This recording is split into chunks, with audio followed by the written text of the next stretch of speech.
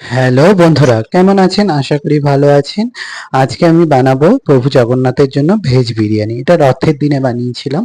তো ভেজ বিরিয়ানি বানানোর জন্য যা যা সবজি লাগে, গাজর, beans, capsicum, bell pepper, broccoli, আলু, পনির, সয়াবিন এইসব নিয়ে নিয়েছিলাম। নিয়ে প্রথমে আলুটা ভেজে নিলাম নুন আর গোলমরিচ একটু হলুদ দিয়ে। তারপরে আমি পনিরটা ভেজে নেবো নুন গোলমরিচ দিয়েই হালকা করে। এটা অনেকে কাঁচা করে, আমি একটু ভেজে নিয়ে করব যাতে ভালো লাগে, কাঁচা গন্ধটা আসে না। আর তারপরে এটাকে আমি জলে গরম উষ্ণ গরম জলে ভিজিয়ে রাখবো। এই যে হালকা করে ভেজে নিচ্ছি, জাস্ট একটু এপার ওপার করে ভেজে নেবো। ভেজে নিয়ে এটাকে তুলে নেবো।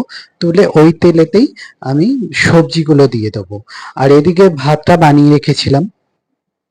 ভাতটাতে যেরকম যেরকম আম, গরম মশলা, তেজপাতা, ঘি, সাদা তেল দিয়ে ভাতটা করে, নুন টুন দিয়ে আমি ভাতটাকে আলাদা করে রেখেছিলাম। আর এই যে কড়াইতে সবজিগুলো দিয়ে নুন হলুদ দিয়ে আমি নাড়তে থাকবো। দিয়ে একটু নরম হয়ে এলে সয়াবিনটা আমি গরম জলে আগে সিদ্ধ করে রেখেছিলাম নুন দিয়ে। দিয়ে তারপরে সয়াবিনটা দিয়ে দেবো। সয়াবিনটা দিয়ে ভালোভাবে আরো নাড়তে থাকবো। দিয়ে তাতে কি হবে, মিশা তেলটা বেরিয়ে যাবে টমেটোটা দিয়ে। এবার একটু নুনটা দিয়ে নেবো, তাই টমেটোটা নরম হয়ে যাবে। তারপরে এই সয়াবিনটাও দিয়ে নিলাম। দিয়ে সবজিগুলো দিয়ে ভালোভাবে নাড়তে থাকবো। আর মশলার মধ্যে তো তেমন কিছু দেওয়া যাবে না, এটা পুজোর জন্য বানাচ্ছিলাম। ওই আদা বাটা আর জিরে গুঁড়ো, ধনে গুঁড়ো, কাশ্মীরি লঙ্কা গুঁড়ো, হলুদ গুঁড়ো, এইগুলোই দিয়েছিলাম। ওগুলো একটু আমি জলে ভিজিয়ে রেখেছিলাম, জলে ভিজিয়ে রাখলে একটু বাটা মশলার মতন লাগে বেশ, তাই জন্য সবজিগুলো সব একসঙ্গে আমি দিয়ে নিচ্ছি। দিয়ে আর এদিকে আহ, যে মশলাটা আমি করে রেখেছিলাম, ডেলি যে মশলাগুলো বললাম ওইগুলোকে, ওটাকে দিয়ে নেবো। দিয়ে একসঙ্গে ভালোভাবে নাড়তে থাকবো যতক্ষণ সবজিগুলোও সিদ্ধ হয়ে যাবে আর আমার মশলার থেকে তেলও ছেড়ে দেবে। একটু ঢাকা দিয়ে দিয়ে ভাজবো। এই যে আমি ভাজতে রেখেছি, এই যে মশলা যেটা ভিজিয়ে রেখেছিলাম ওটা দিয়ে দিলাম। দেওয়ার পরে এবারে ভালোভাবে আবার নাড়তে থাকবো। আর এদিকে টক দই একটু ফেটিয়ে রেখেছিলাম, ওই 3-4 চামচের মতন নিয়েছিলাম, নিয়ে ভালোভাবে ফেটিয়ে রেখেছিলাম। ফেটিয়ে ওই টক দইটা দিয়ে দেবো। আর আলুটাও এর মধ্যে দিয়ে দেবো। আলুটা আমার ভাজতে ভাজতে সিদ্ধই হয়ে গেছিল, ছোট আলু ছিল তো, নুন হলুদ দিয়ে ভেজেছিলাম, ঢাকা দিয়ে দিয়ে সিদ্ধ হয়ে গেছিল। এই যে আলুগুলো দিয়ে দিলাম। দিয়ে আলুগুলো দিয়ে ভালো করে মিশিয়ে নেবো সব সবজিগুলোকে একসঙ্গে। দিয়ে তারপরে টক দইটা দিয়ে আরো ভালোভাবে নাড়তে থাকবো। একটু বাটিটা ধুয়ে যে মশলাটা, ওটা একটু জল দিয়ে দিলাম।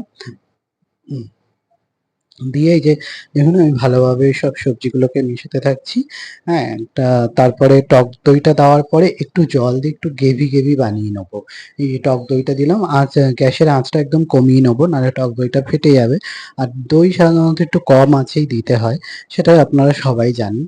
তো দইটা দিয়ে বাটিটা ধুয়ে একটু জল দিয়ে একটু ভালোভাবে মিক্স করে নেবো। পনিরটা এখন দেব না, পনিরটা দেবো ওপরে, কেন নিতে গেলে ভেঙে যেতে পারে, তাই পনিরটা এখন দেব না, পনিরটা দেবো পরে।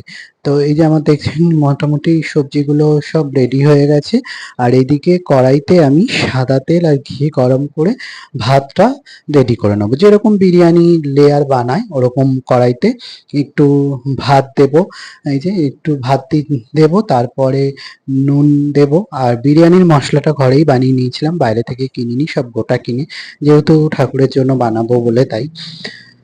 তো একটা লেয়ার ভাত, তারপরে সবজিগুলো, আর তারপরে হচ্ছে একটু নুন, এইসব দিয়ে এরকম লেয়ার বাই লেয়ার যেরকম বিরিয়ানি সাজায় ওরকম সাজিয়ে নিয়েছিলাম, কড়াইতেই করেছিলাম। এই যে দেখছেন।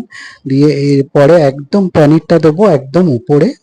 আর বিরিয়ানির মশলাটাও কিছুটা সবজির সঙ্গেই দিয়ে নিয়েছিলাম। আর এই যে পুরো লেয়ারটা আমার রেডি হয়ে গেছে, আর যেটুকুনি মশলা বেঁচে ছিল উপর থেকে দিয়ে দিলাম। দেওয়ার পরে উপর থেকে দেব ধনেপাতা, পুদিনা পাতা একসঙ্গে কুচিয়ে রেখেছিলাম, ওটাকে দেব।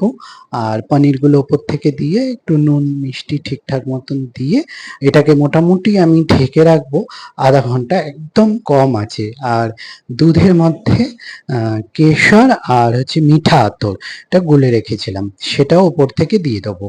আর ওর মধ্যে গোলাপ জল, কেওড়া জলও একটু দিয়ে নিয়েছিলাম অল্প করে। তো এই যে দেখছেন আমার পুরো মোটামুটি একদম রেডি। ঘিটা দিয়ে নেবো, ঘিটা একদম উপর থেকেই দিচ্ছি, মাঝখানে দিইনি। সবজি আর এই প্রথমে লাস্ট দিকে ঘিটা দিয়েছিলাম, তারপর বাদ বাকি যা ছিল উপর থেকে দিয়ে নিলাম। আর এই যে ধনেপাতা পুদিনা পাতা সব উপর থেকে দিয়ে নিচ্ছি, দিয়ে তারপরে এবারে এবারে ঢেকে রাখবো। আর পনির টনির গুলো সব উপর থেকে যা যা বাকি ছিল সব দিয়ে নিলাম, দিয়ে এটাকে আধা ঘন্টার মতন ঢেকে রাখবো। প্রভু জগন্নাথের জন্য বানাচ্ছি, এর সাথে একটু রায়তা করে নিয়েছিলাম।